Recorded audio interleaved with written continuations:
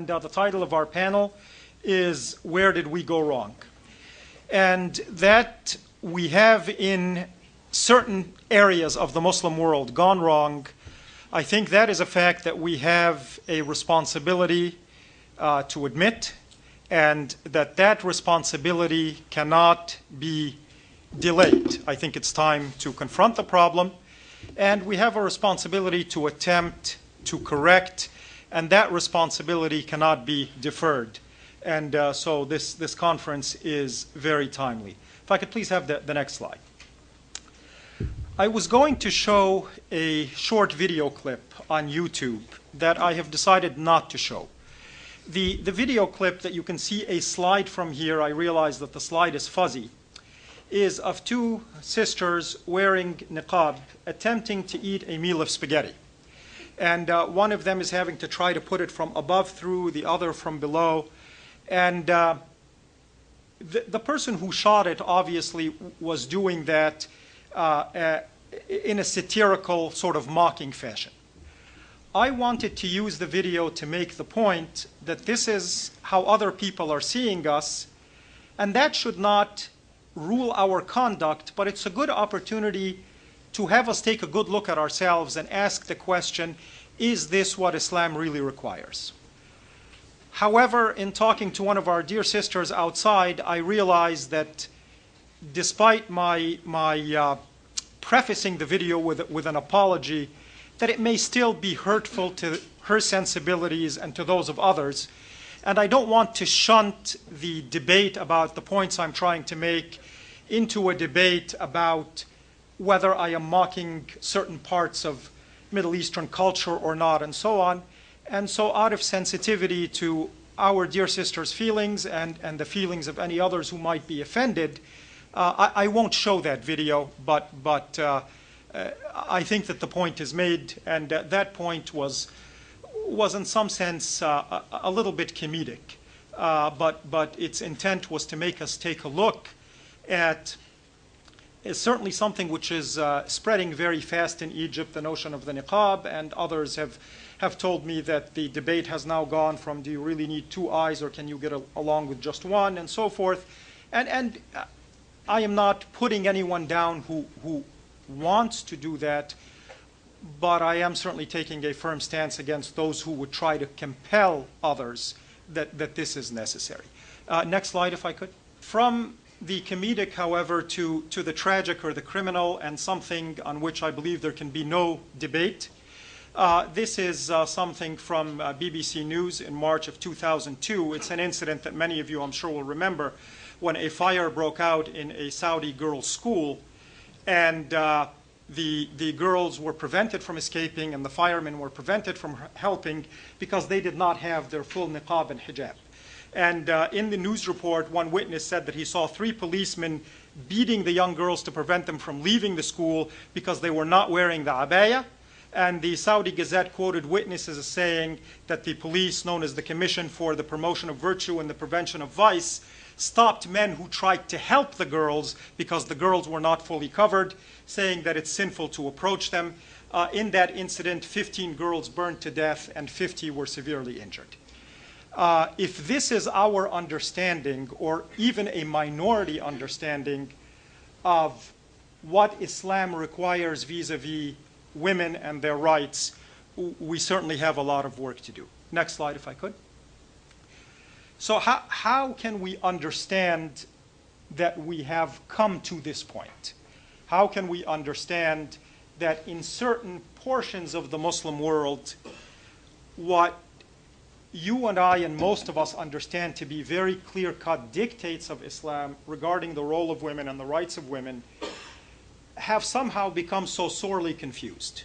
And I would like to at least pose a model for discussion, and that model harkens back to Hegel, the philosopher Hegel, and his dialectic of social change. And what he said is that whether in logical thought or in social evolution, that a thesis meets an antithesis, and that clash produces a certain synthesis.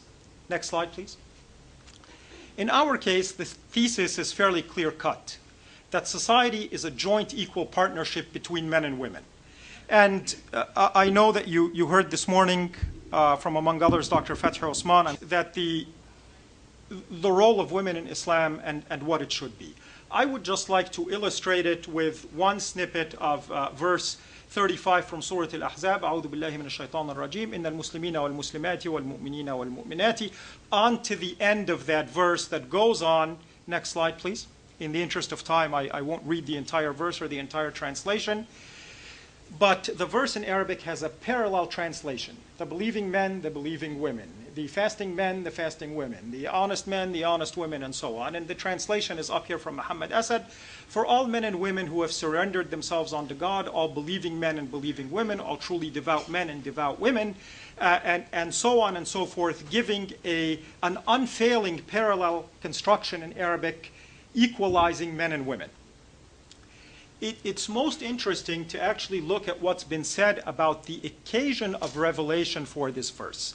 Now, I caution you that the stories about Asbab al-Tanzil are not as firmly grounded as the hadith. But it is illustrative nonetheless. It is not something that I'm saying is clear-cut true, but it is something that you will find in our books of tafsir, in some of them at least. You can see, for example, I've referenced Tafsir ibn Kathir and the book Asbab Nuzul al-Quran by al-Nisaburi for those who are interested.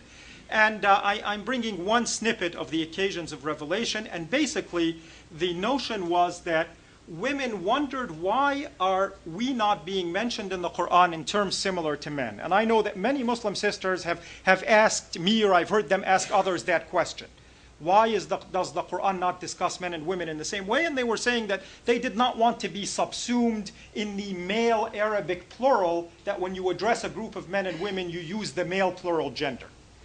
And it's recorded that Asma bint Umays, who was the wife of Ja'far ibn Abi Talib, came to the Prophet ﷺ one day and said, women are always in despair and loss. And he asked why, and she said, they have not been mentioned in the Quran in goodly terms like men. And then this verse from Surah Al-Ahzab was revealed. So for the heavens to be moved in this fashion should be a sufficient endorsement for the role and the status of women in Islam. I don't think I need to say more than that on what the thesis is. So the antithesis then. The antithesis is, of course, what existed when the Quran was revealed. The patriarchal society of pre-Islamic Arabia. One glaring example of that is the practice of female infanticide that was rampant in that society. You can find a very nice discussion of those conditions in the book Women in Muslim Family Law by Professor John Esposito. And you can read part of his introduction that women's status in pre-Islamic Arabia was reflected, for example, in the predominant marriage agreement. And that marriage agreement was a contract where essentially the husband came to own his wife. She had no rights in divorce, no rights in inheritance, no rights in property ownership, and so forth. So this was the antithesis that the Quranic thesis had to clash with. And as Professor Esposito points out, this is still part of the quote from his book, that Islam brought a shift in the basis of the social foundation, that the Quranic injunctions intended to raise women's status and equality were some of the most radical departures from customary law in ancient Arabia. Next slide. Now, that specific example of the antithesis was what existed in pre-Islamic Arabia. Before we go on, I really feel the need to point out that that was not a unique situation to Arab culture or to pre-Islamic culture or to the Middle East. It really seems to be a general part of the human condition that women's rights have been stripped from them. And again, could point to many, many things. I'll just take one piece of medieval history, one piece of the modern discourse. And I hearken back to the debate in medieval Europe as to whether women had a soul. And here's the reference to that, the Council of Macon in France, where a group of Christian bishops had a lengthy debate on whether women were human like men or some sort of status below human, and whether or not they had a soul. And the vote, thankfully, women were declared human by one vote.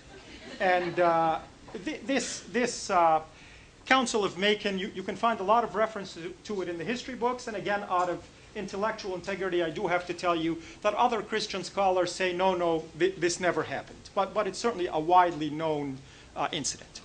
Next slide. In terms of modern history, I point you to a book called Half the Sky. This is by Nicholas Kristof and Cheryl Wu Dunn. And quote regarding that book, basically it is illustrating that the oppression of women in mostly developing countries is a devastating and under-recognized injustice that's the equivalent of slavery. That quote is from Harvard Magazine, this last issue. And basically this book goes through the developing world and explores carefully the status of women. And of course, I know in general terms that yes, women's rights are not what they should be in the developing world, but this is quite shocking. The number of women being sold into the sex slave trade, for example, and so on and so forth, so that the antithesis that Islam had to clash with really seems to be a general worldwide antithesis, not something specific to pre-Islamic Arabia. Out of that clash came a synthesis. And this synthesis is a creative human activity. And unfortunately, I believe that it's an endeavor in which we have often failed with regards to women's rights. And the problem is, people then take a look at the synthesis as the outproduct of the dialectic, and they confuse this human synthesis of the rules of the religion with the prevalent custom with what Islam is. And that confusion, of course, is what we're here to address today. The product of this synthesis has come out with too much custom and too little religion. The oppression of women got miscast from a set of social customs that are open to evolution, as we saw the status of human rights evolve in the Western world. They were none too good up to the 1850s, for example. But they became miscast then as a set of religious dogmas which by definition are resistant to change. Of course, society could not escape that Islam came to say, hey, you know what? Men and women have mutual responsibilities. But we ended up with too much custom. In these sort of malformed dogmas, the responsibilities of women to men came to center on obedience and gratification, and perhaps not arousing fitna, while the responsibilities of men toward women became their role as overlord and caretaker of the women. Putting oppression in a religious guise makes the oppression obviously much more difficult to eradicate, because when you stand up to oppose the oppression, you're not a social reformer, you are now a heretic, a religious heretic. Next slide. Let me give you an example of what I mean. This is a quote from a book called Kitab Ahkamun Nisa by a scholar from the 13th century whose name was Ibn al-Jawzi. This quote, of course, represents an extreme opinion. It is not the typical opinion of scholars at that time, but it is a good barometer for the level of the discourse. And you can read the quote as well as I can read it to you, probably even better. It is incumbent upon a woman to know that it is as if she is owned, kal-mamluka, by her husband. Therefore, she may not act upon her own affairs or her husband's money except with his permission. It is incumbent upon a woman to endure her husband's mistreatment as a slave should. This, by the way, is cited in the brilliant book, Speaking in God's Name, by Professor Khalid Abul Fadl, and I'll cite some more examples from him later. So now, this is no longer a social custom, this is a religious fatwa.